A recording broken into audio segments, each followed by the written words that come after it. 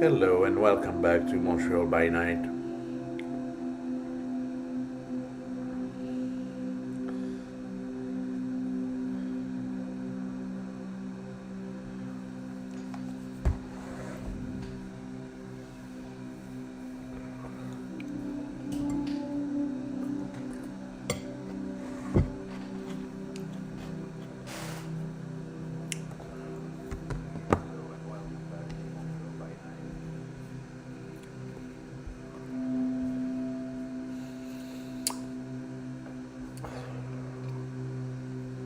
I think I left it at the infernal rides. So I'm gonna start again from that.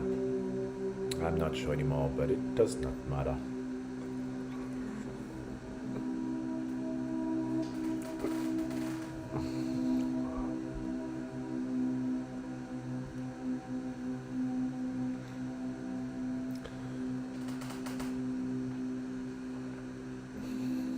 So, the infernal rides.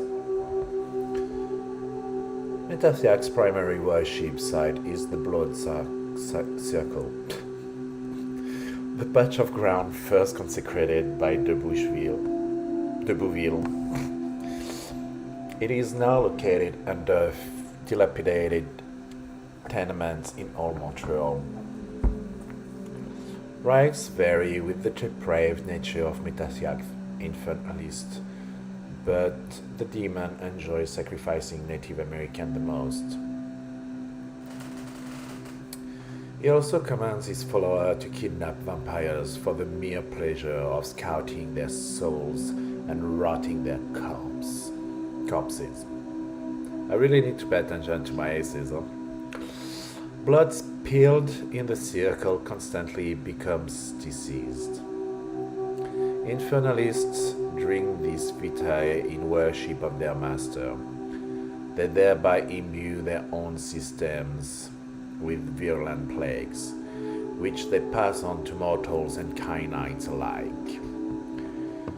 During rituals that commemorate the anniversary of Metathiak's imprisonment, brackish poisons ooze from the circle and infernalists bathe in the deadly mixture. The ceremony is known as Decanis Fontaine. Pierre Bellemare is currently the only one able to lead this ceremony. Infernal deeds. Okay.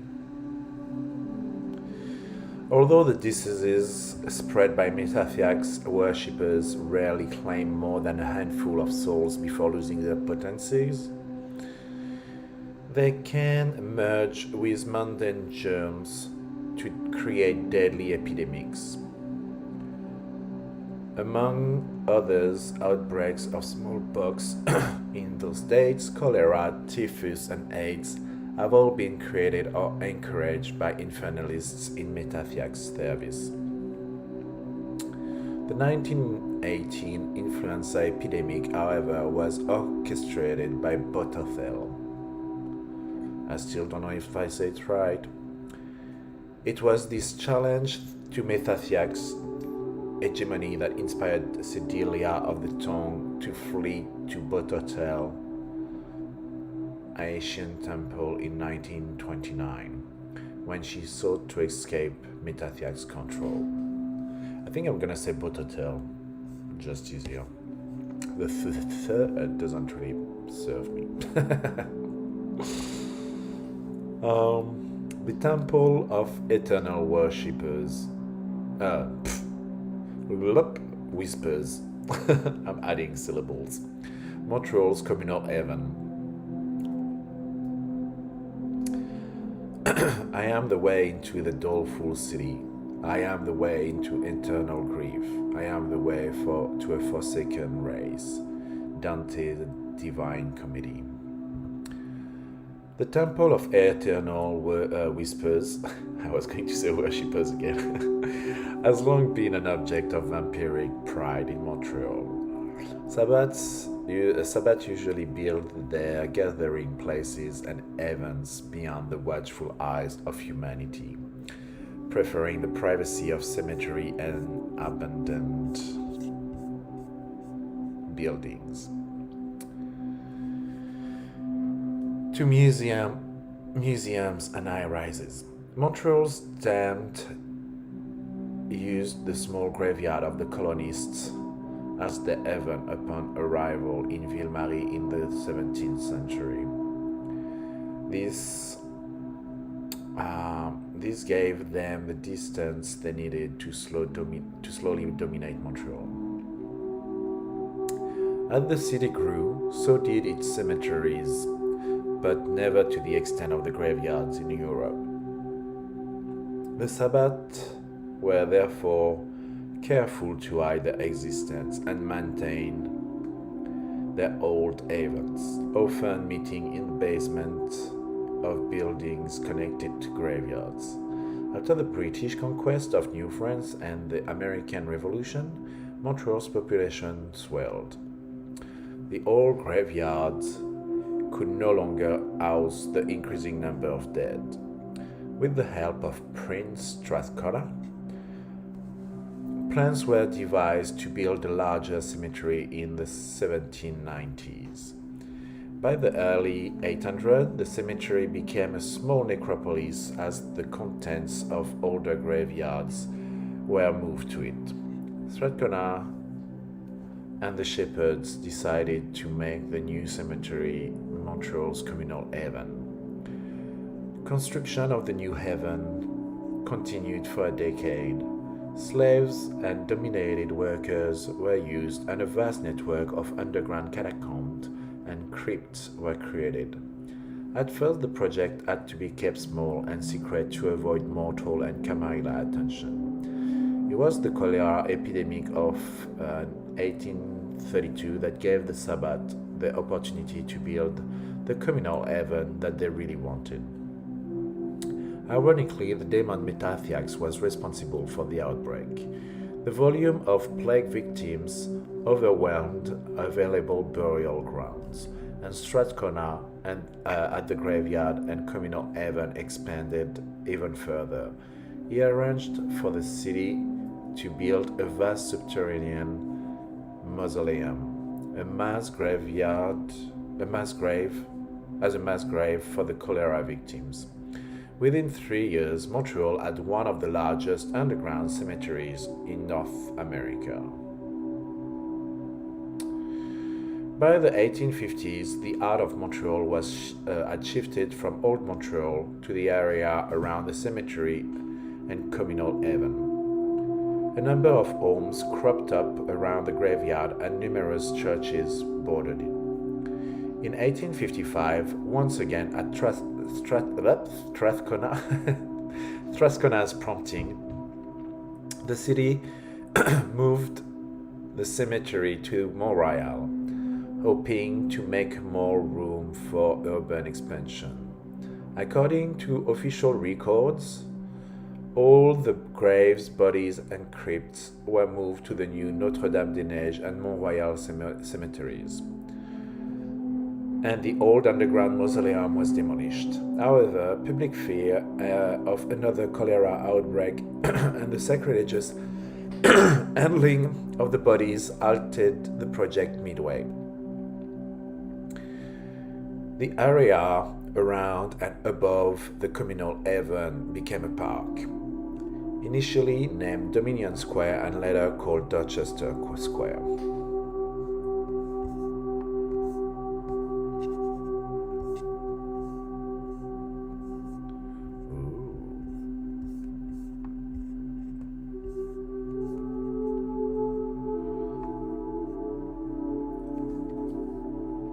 Strathcona and the Sabbath wanted to erase all record of the underground cemetery.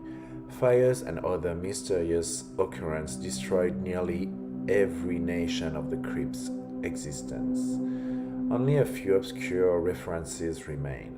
The public park above the necropolis ensures that no construction will ever threaten the communal haven's existence. Its central location in downtown Montreal also gives the Sabbath access to the entire city. The Temple of Eternal Whisper is an architectural marvel, rivaling communal heaven throughout the world. Strathcona took great pride in its construction. He kidnapped and forced the famous Camarilla Toreador architect François Dumas to design it. Imprisoned and tortured, Dumas was fed only once a week and was made to draw his plans with his own blood on parchment made of flesh.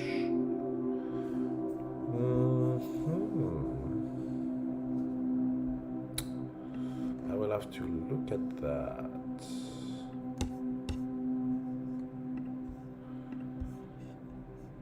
The librarians still preserve a copy of his work. The end result is a stunning blend of Gothic and classical architecture that conveys the torment which Dumas suffered before he was sealed into a tomb of his own design. His reward for the outstanding service was an eternity spent in torpor. The temple is characterized by high vaulted ceilings that are adorned with effigies of vampires and devils. Each hallway and many of the chambers are decorated with a continuous phrase that depicts scenes from the Book of Nod and Sabbath history. The temple is fairly large, encompassing not only the central mausoleum but a number of small natural and man-made caverns. The caverns are connected by an elaborate network of tunnels and hallways. Thanks to the construction of the underground city, the Sabbath can now reach any point in the downtown core from their communal heaven.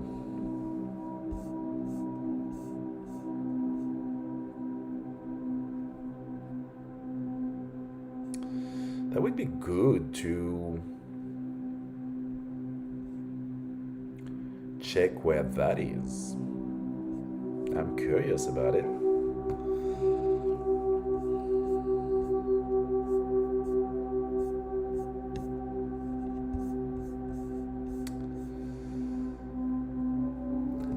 The Temple of Eternal Whispers is a solemn and ominous place, yet its beauty lends it a sublime quality. The sprawling web of tunnels, crypt, and catacomb is lit by candles, though electrical lights were recently added, illuminating many areas that had been cloaked in darkness for years.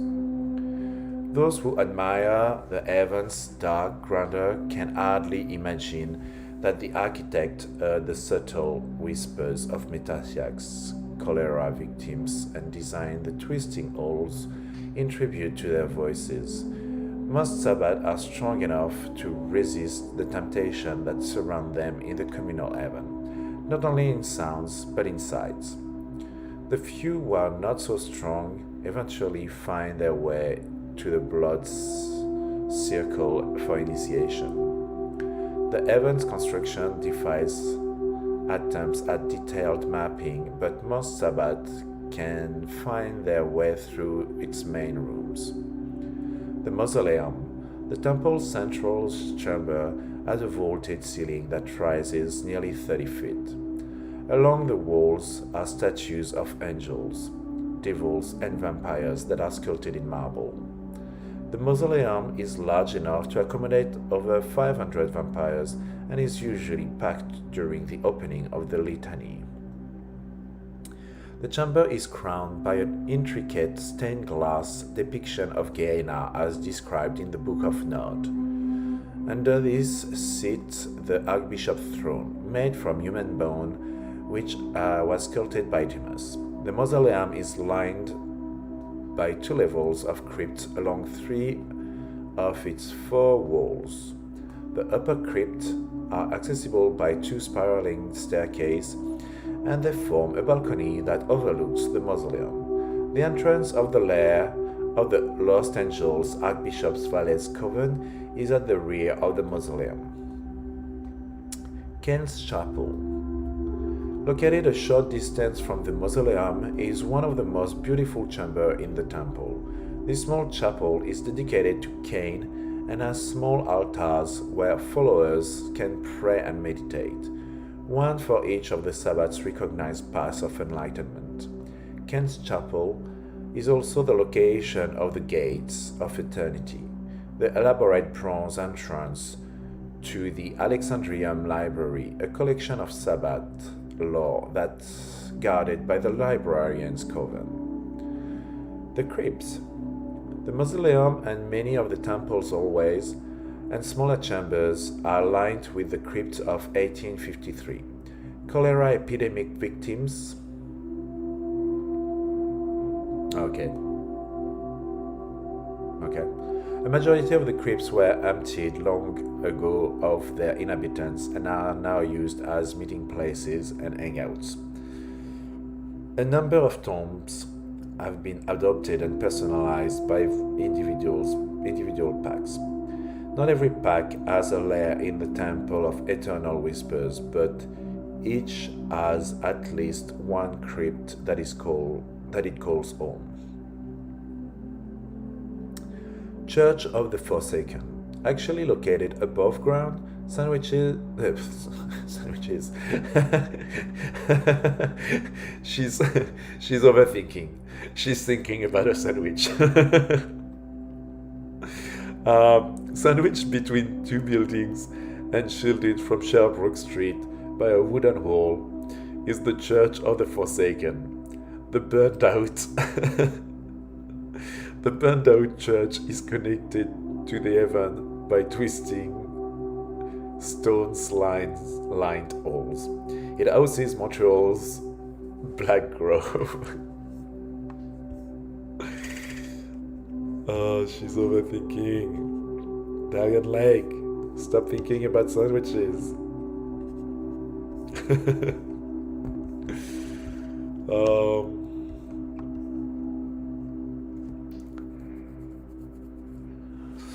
Long ago, the shepherds of Cain developed a thaumaturgical ritual that transformed mortals into distended black trees that moaned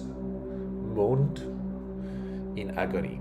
In general, the Inquisition used the ritual to punish mortal infernalists and to discourage Sabbath who were curious about the path of evil revelation.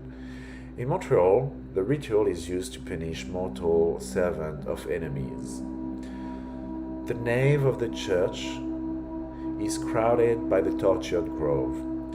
The trees were once the followers of the infernalist Sedelia of the Tongue and Sangri the Serpent. Thralls of the Setigira and the ghouls of Prince Jonah of Ottawa also stand here. Scattered on the soil of the grove are the ashes of Kamaila kindred who were foolish enough to be caught in Montreal. There was also the ashes of pack members who earned an archbishop's hire. Dumas Tomb. Deep within the temple's winding tunnels, long forgotten by most Sabbath, lies Dumas Tomb. Every few decades, the Toreador's architect rises from torpor, his form swarming with infernal cholera. Unable to scream because he consumed his own tongue long ago, all he can do is throw himself against his tomb's walls until he falls into slumber again. Okay.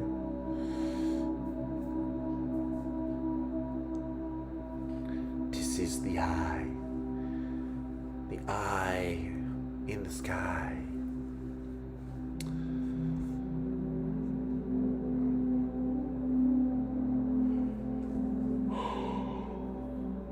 What's the time? 8 o'clock. I need to chill. I've been working way too hard today. Work, playtest,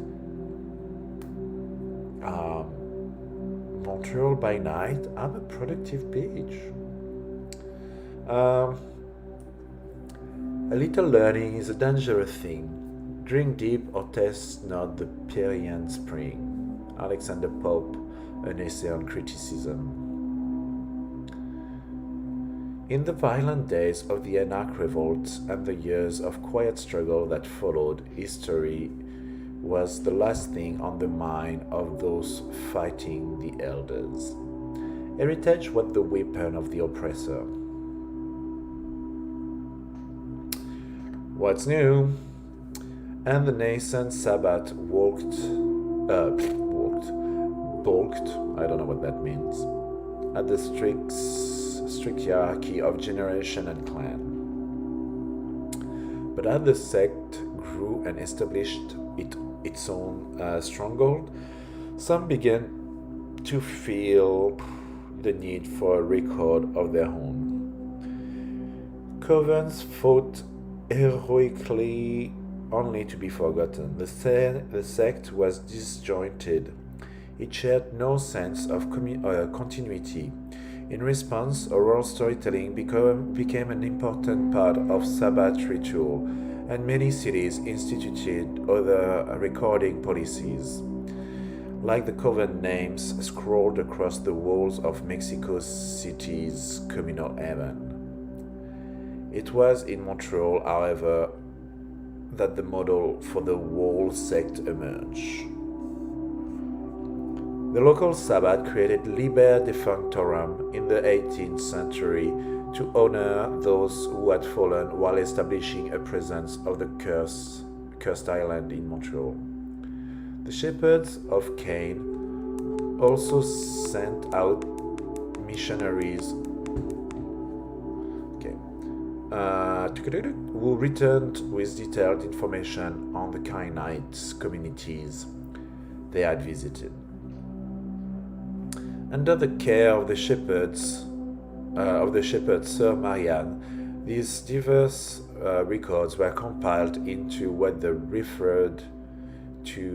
she referred to as the Litany of Blood, a guide to the fallen heroes of the Sabbath. Marianne invited several prominent nodist scholars to add to the litany, and they soon contributed genealogical notes on the fallen. When Marianne left Montreal for a life of isolated contemplation, the litany was passed to her nodist heads. They formed the Librarian Coven.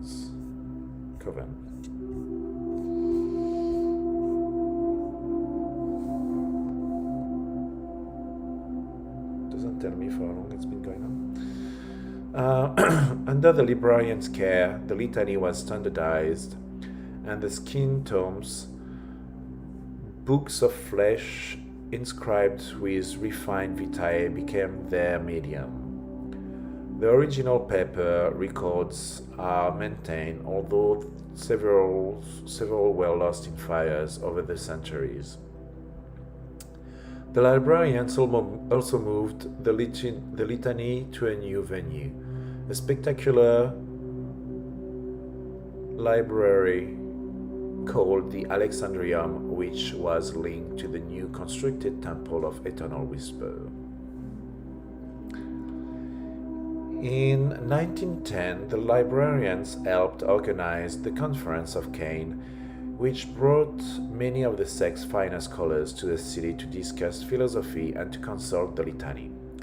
Since that time, the litany has been officially opened every summer, attracting Sabbath from across the globe and luminaries from the inner circle. Vampires arrive to enter updated information about covens, fallen comrades, and genealogy into the skin tomes. The opening of the litany is a time of great ceremony. Tapestries of flesh, large versions of the skin tomes, are hung on the communal heavens wall, illustrating the achievements of the sect's greatest warrior. Attendees contribute blood to be refined into ink. One by one, visitors step forward and tell tales of Sabbath worldwide. The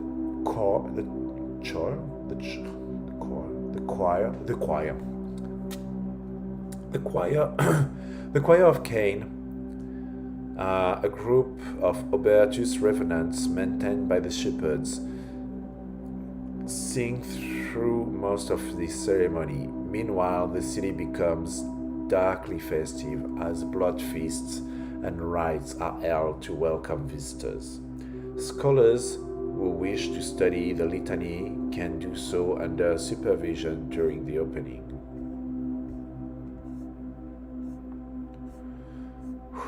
Yeah, well, I think I'm gonna leave it at that. It's like an extra 4.5 pages to finish, so that's gonna be good enough.